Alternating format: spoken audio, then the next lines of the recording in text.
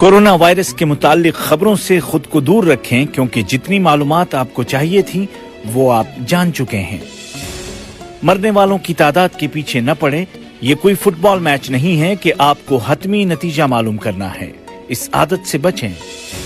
Internet पर ज़ायदा ज़रूरत मालूमात तलाश न करें, क्योंकि इसका असर आपकी ज़हनी हालत पर पड़ेगा। खौफजदा और मायूस करने वाले मैसेजेस फॉरवर्ड न करें, क्योंकि सबके सोचने की ताकत आप जैसी नहीं हो सकती। बच्चों को बहलाने के लिए नए खेल तलाश करें, उनके साथ बातचीत करें और उनको कहानियां सुनाएं। घर में ऐसा डिसिप्लिन बनाए रखें कि सभी अफराद हाथों को धोते रहें।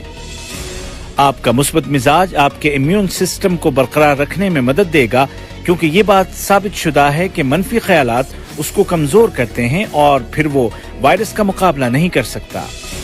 और इन सबसे ज्यादा अहम अल्लाह पर तवक्कुल और इस बात का यकीन है कि ये वबा जल्द खत्म हो जाएगी और अल्लाह के हुक्म से हम सब महफूज रहेंगे।